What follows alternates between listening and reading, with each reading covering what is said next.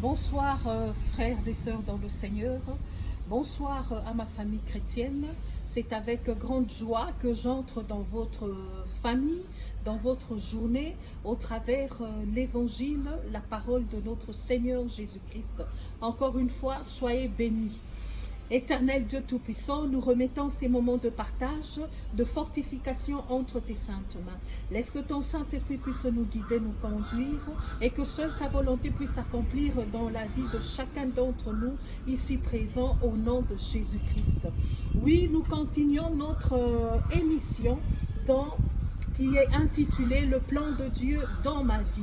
Le sous-thème que nous exploitons actuellement, c'est Dieu est mort pour les pécheurs. Nous avons vu la fois passée l'introduction qui a parlé du plan. On a dit que le plan était une représentation d'un ensemble de constructions dans un terrain ou dans un jardin. Ici, le terrain, c'est toi, c'est moi, ce sont nos vies exactement.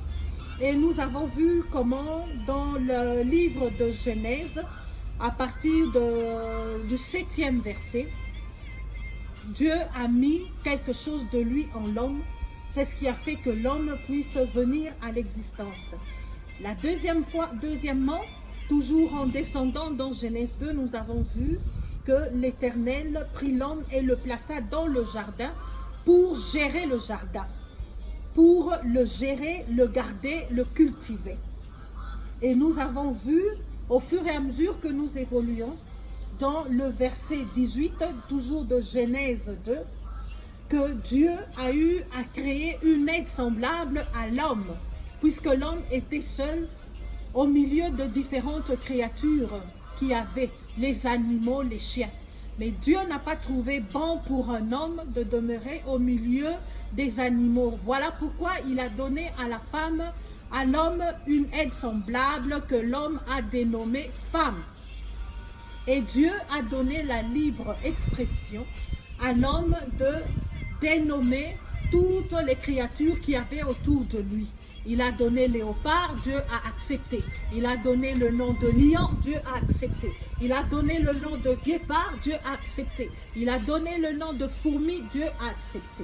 Parce que ça faisait partie des attributions que Dieu avait définies, bien déterminées dans l'homme.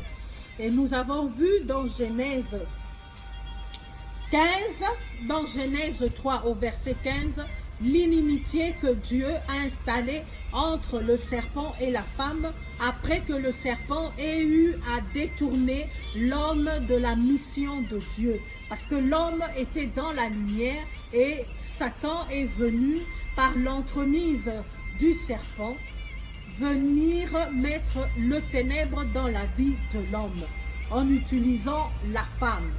Et nous avons vu que malgré le fait que le diable a eu à utiliser la femme pour essayer à détourner l'homme de son destin, Dieu a toujours utilisé la femme pour restaurer l'humanité. Nous avons vu dans Matthieu, parce que la fois passée nous avons dit que nous allons revenir pour reconstituer le plan de Dieu dans la vie de nous pécheurs.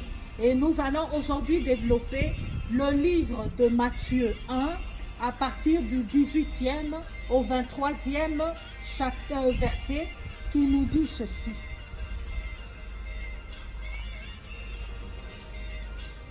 Voici de quelle manière la naissance de Jésus-Christ. Marie, sa mère, ayant été fiancée à Joseph, se trouva enceinte par la vertu du Saint-Esprit. Avant qu'ils eussent habité ensemble, Joseph, son époux qui était un homme de bien et qui ne voulait pas la diffamer, se proposa de rompre secrètement avec elle.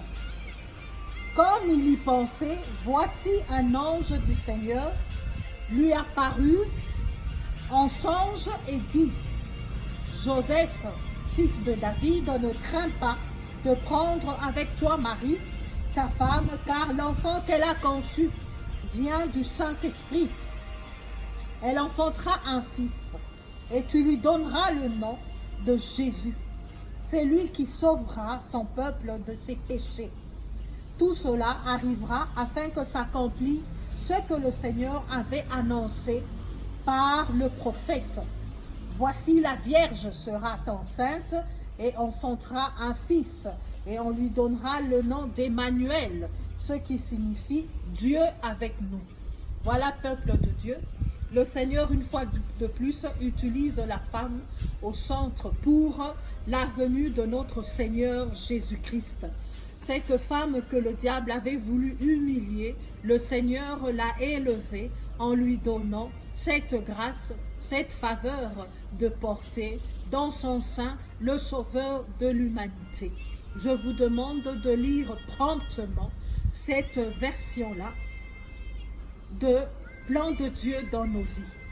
Lisez attentivement le chapitre 1er de Matthieu, du 1er en descendant pour mieux comprendre l'histoire. Pour aujourd'hui, nous nous arrêtons là. Allez déguster, allez méditer la parole de Dieu. Sachez que Dieu aime tant le monde qu'il a envoyé son Fils unique pour nous sauver. Et cela fait partie du plan de Dieu. Celui qui n'a pas reçu Jésus-Christ comme Seigneur et Sauveur ne sera pas sauvé. Celui qui nie le bienfait de l'existence du Christ dans sa vie n'aura pas sa place devant le Seigneur. Allons-y comprendre que l'unique voie, l'unique chemin par lequel nous chrétiens allons être sauvés, c'est Jésus-Christ dans nos vies. À bientôt et à la prochaine. Soyez abondamment bénis.